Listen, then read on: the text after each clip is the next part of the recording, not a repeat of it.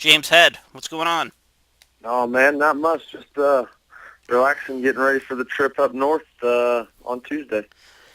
Yeah, I hear you're coming up this way. So let's just talk a little bit about learning about Claude Patrick pulling out. How did that all go down?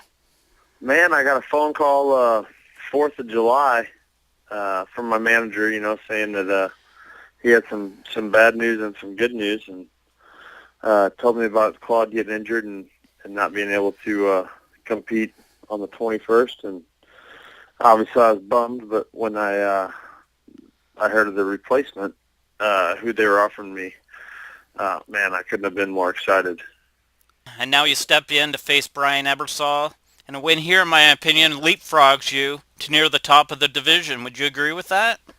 I mean, yeah, he's definitely undefeated with the UFC with 4 quality wins. Uh, so this will be a big feather in my cap.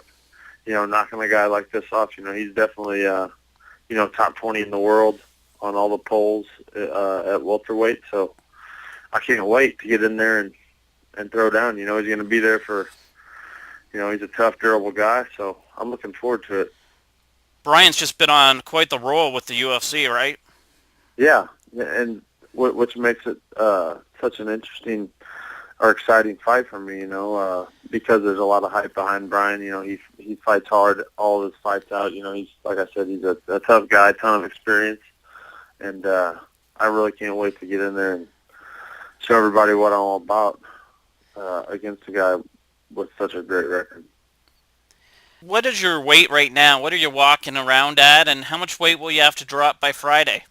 Man, I'm waking up in the morning, like 185 pounds, give or take a pound or two. So, 183 and a half to 186. But, my diet's going, it's about perfect right now. Everything I'm eating is right on schedule. My weight's right on schedule. So, I'll continue to cut this week.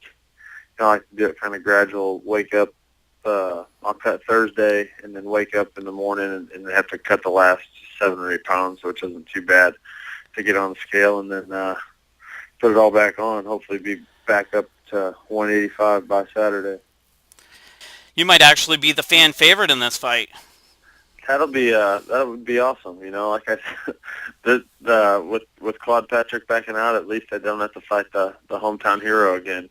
So, we're kind of meeting at a neutral location to scrap, and that's fine with me.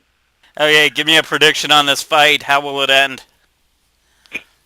It's going to end in the first time in 69 fights. Ebersole's getting knocked out. Very nice, man. Very nice. Do you think there's added pressure on you? This is a main card fight. No, I mean the lights aren't going to shine any brighter on for the main card. I think that the exposure is a lot better, and that's just exciting. It's another aspect. But when you're in there, when I fought in Sweden, there was no, there was an empty seat in the Ericsson Globe Arena. 16,000 people. So this is going to be the same atmosphere. The Canadian fans are great. I can't wait to get up there and fight in front of a packed house. It's going to be fun. Let's get a prediction for the main event here. It's for the interim bantamweight strap. Who'd you got? I'm taking Uriah, man. I just think he's hungry. He wants that UFC gold. He hasn't had it yet. It's eluded him, and this is a perfect opportunity for him, and then sets up a fight that everybody wants to see with him and Dominic Cruz. So I think he's going to take it home. Hey, James, thanks for doing this again. We appreciate it. I'm not going to keep you on the show any longer because we just talked to you a few weeks ago. Any sponsors that you'd like to thank or promote your Twitter or Facebook?